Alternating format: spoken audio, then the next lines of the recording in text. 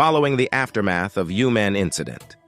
Qiubai leave the city to travel Yan once again, promising to find a place to bring the full potential of her sword and uphold justice in her journey. Not long after she left the city, she stumbled upon a group of Shanhaizhong members who are preparing to go to their next mission.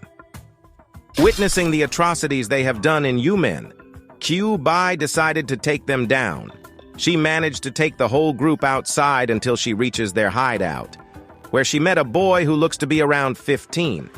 The boy claimed himself to be a leader of this group, despite it looks clear he's not. He then runs away from Qiubai to the outside. After 12 hours of cat and mouse chase, Qiubai manages to catch up to the boy.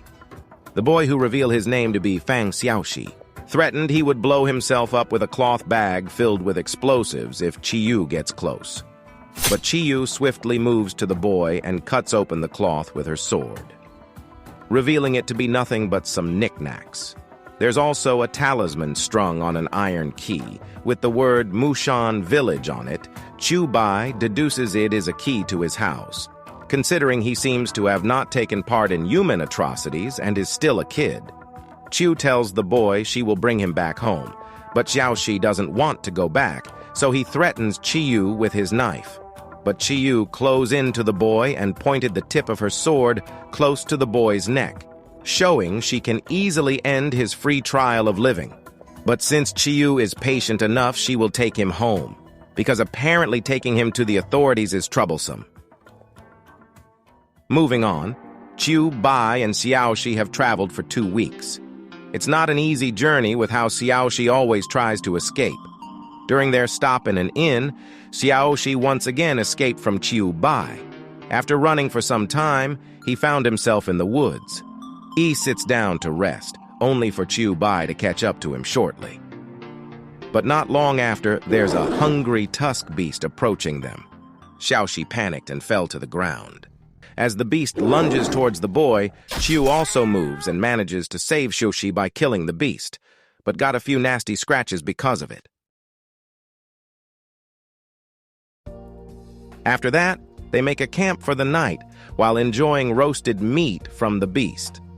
Xiaoxi feels grateful for what Qiubai did and made a medicine powder to heal her wound.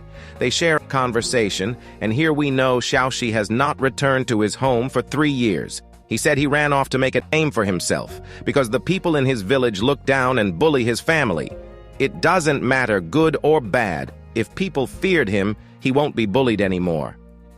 Qiubai thinks he's ridiculous, and if Xiaoxi keeps up what he did, he will end up having a bunch of people join hands to get rid of him. Xiaoxi then asks her again to not take him home as he's not ready yet. He has caused a lot of trouble for the villagers, and they hate him. So he asks her if he can follow her on her journey and teaches him kung fu, promising he will become a good person. But Qiubai refuses. A life of wandering has its risks, and she won't give her combat knowledge that easily. Especially, there's no guarantee Xiaoxi won't do it for evil. After that, they rest for the night and continue their journey the next day. Fast forward to almost a month of the journey. They almost reach their destination. They take a detour and climb a mountain to see the scenery.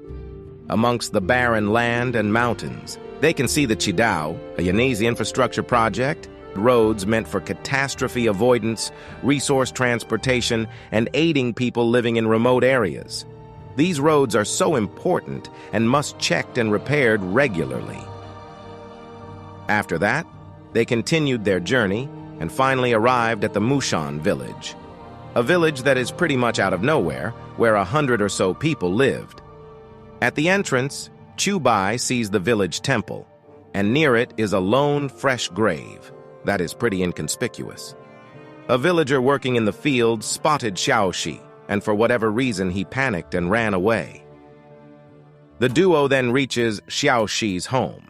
After his mother went to the city and has never returned, the only relative he has now is his father.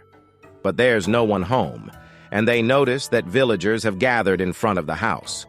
Not long after, Xiaoxi's father, the village hunter, arrived at the house while carrying a log on his back.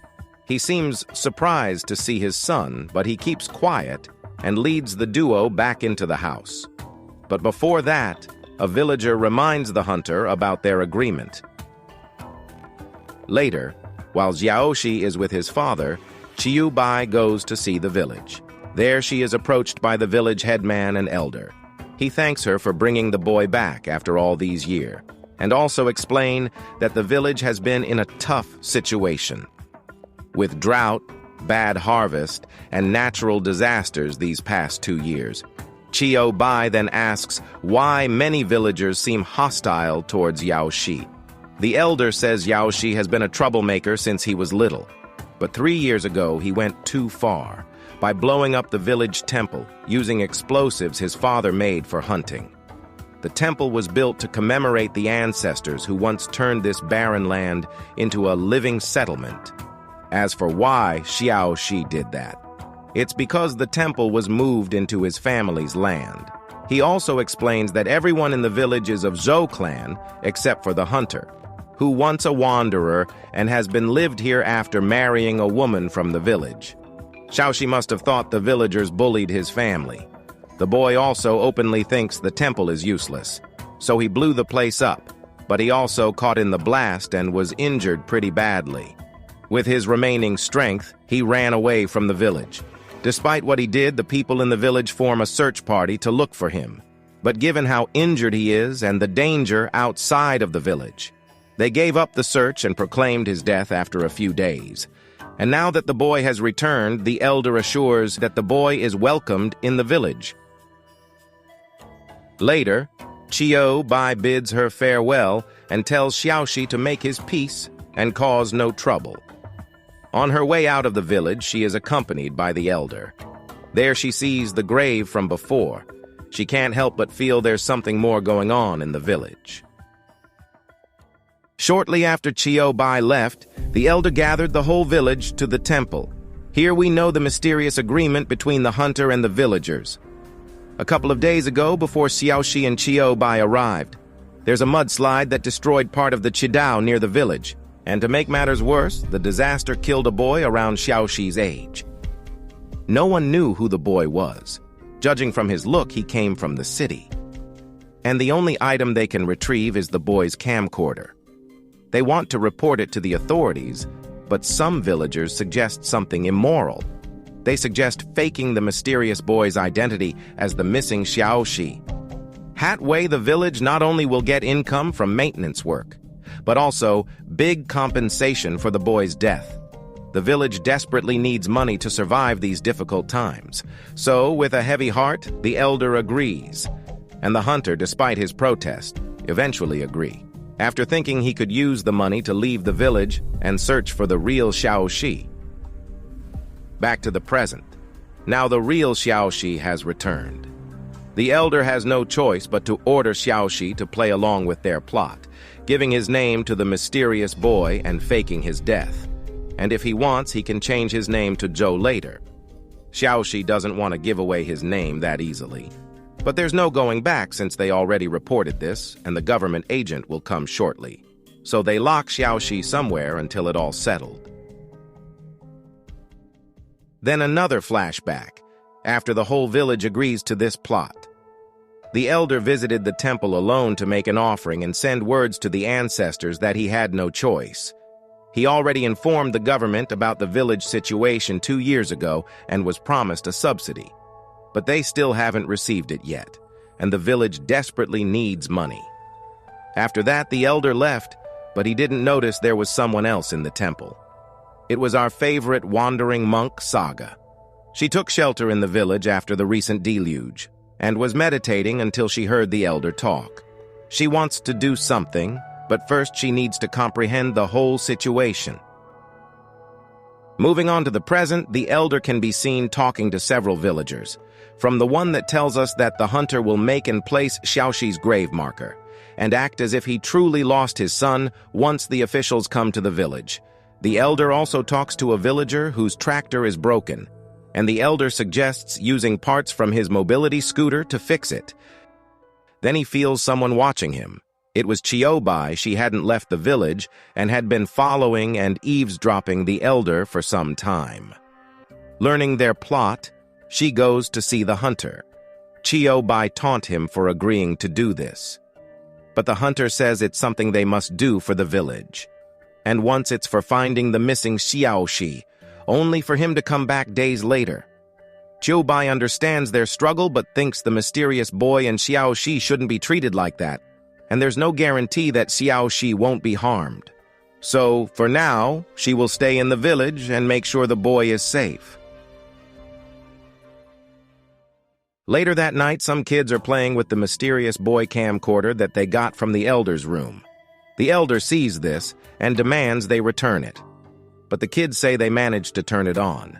And in one of the videos, there's a familiar messenger who often comes to the village. The elder is shocked after seeing this, knowing that the mysterious boy wasn't alone and the lady messenger knows him. The next day, we see Mulberry in the village. She was sent to investigate the recent mudslide near the village. Upon her arrival, the whole village is panicked since she arrived early. But they proceed with their plan. Xiaoxi is taken somewhere else to avoid making a scene. The hunter will place the grave marker, and the elder will talk to Mulberry about compensation money. In their conversation, the elder finally knows Mulberry is an investigator for the recent mudslide. He didn't plan for an investigator to come, and it's going to screw the whole plot. After that, Mulberry asked if someone could guide her to the mountain. According to her, there are some fortifications in the surrounding mountain slopes to avoid the Qidao getting washed by the mudslide. So there must be something wrong with the fortifications, and she must check that out. But the elder seems reluctant to take her to the mountain. Then, out of nowhere, Saga appears and says she's willing to guide Mulberry. The elder wants to interfere, but a villager comes and says there's a problem in the hunter's place.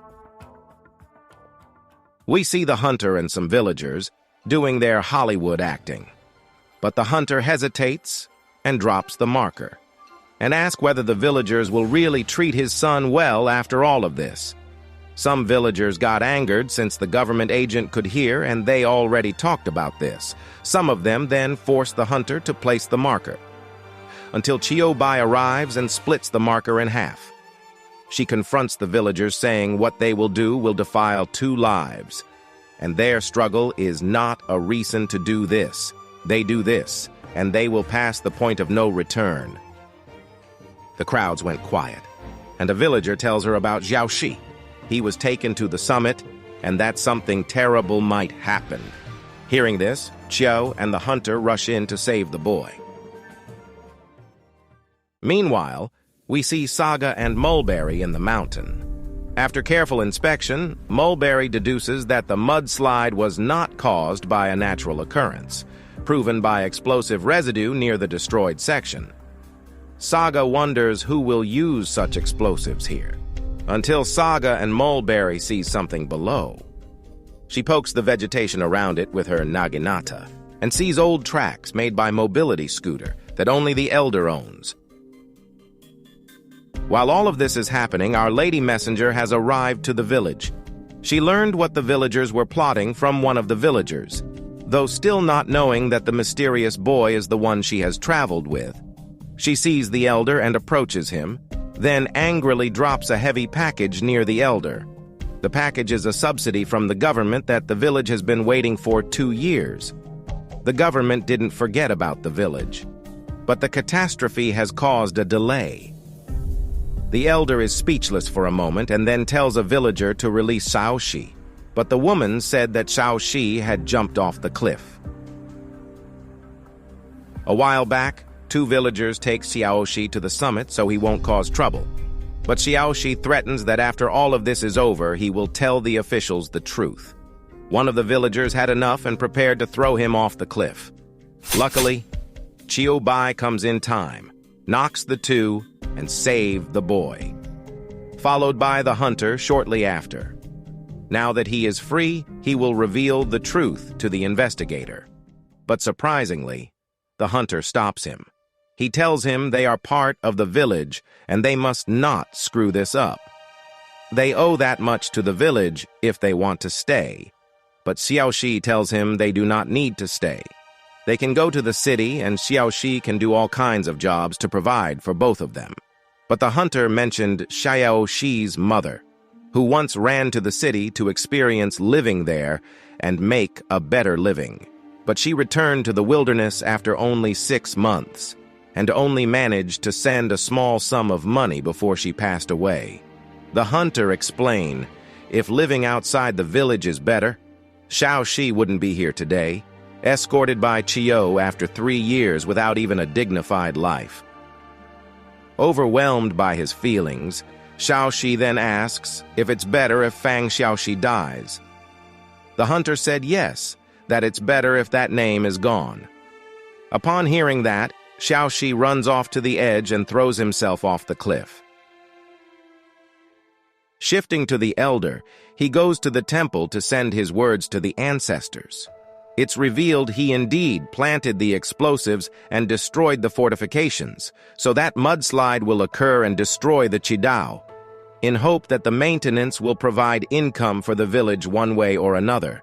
But he didn't expect what he did will kill a young boy, led him to do more evil, and resulting in the real Xiaoxi's death.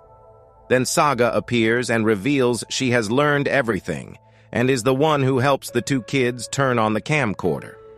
The elder reveals that he used the explosives from the hunter that he confiscated after Xiaoxi blew up the temple. He never thought he would use them. The elder knew how deeply he had sinned, and he gets the thought of killing himself with the remaining explosive in his hand. But Saga quickly dismantled the explosive, and said that ending his life won't solve anything. The elder must explain the truth to the officials, live with the consequences, and repent. The elder understands. He then gathers the pieces of dismantled explosives in front of him. But after everything that happened, he has no strength left and then lies on the ground. Moving on, it's revealed that Xiaoxi survived the jump, thanks to Qiubai, who also almost lost her life jumping off the cliff to catch Xiaoxi. But she said it's something she must do, since she brought him here in the first place. Qiubai then says Xiaoxi can follow her on her journey for a while, and she will teach him kung fu, and once Xiaoxi finds something worth living for, he can leave any time, but reminds him if he chooses the path of evil, she will kill him herself. And with that, both begin their journey.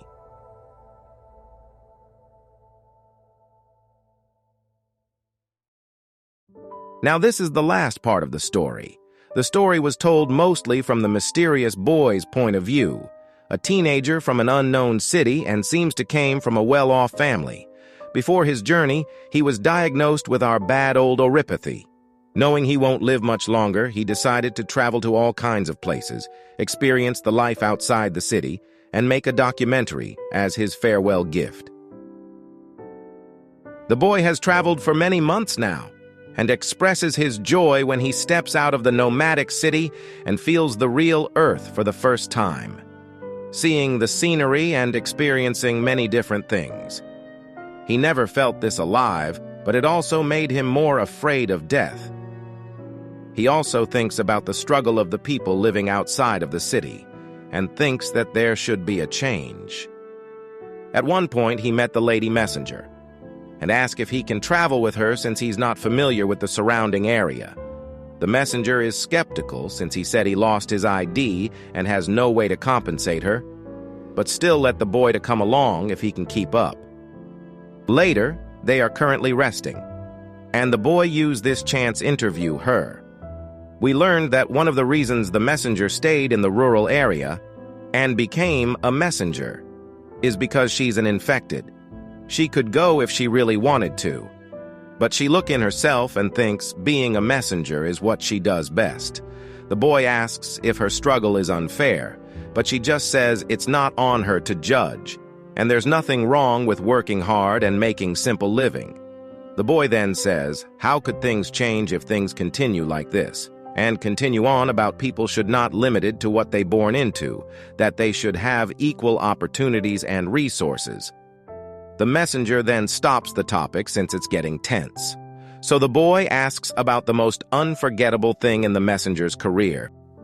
The most unforgettable thing in her work is when she tries to protect a parcel from a falling rock by knocking the rock with her horns, and now ended up with a broken left horn. Later, the boy and the messenger camp for the night in a barren forest. In one of their conversations, the boy offended the messenger because he talks as if he's looking down on people who live out here. So the messenger angrily parts ways with him, despite the boy apologizing and saying it's not what he meant. Little did the messenger know it will be the last time she saw that teenager. The story shifts to the Rhodes Island landship, around 2 months after the incident in Mushan village. The messenger, now a Rhodes Island patient and operator under the codename Wind Chimes, has learned what happened to the boy. She manages to get his camcorder back and fixed it. Mulberry then comes in to give Wind Chimes her oropathy test results. It's not looking good, so she asks her to wear protective equipment. Mulberry also said her organization is working to find info about the mysterious boy. In the meantime, Wind Chimes will watch all of the stored videos and see if there's more info about the boy.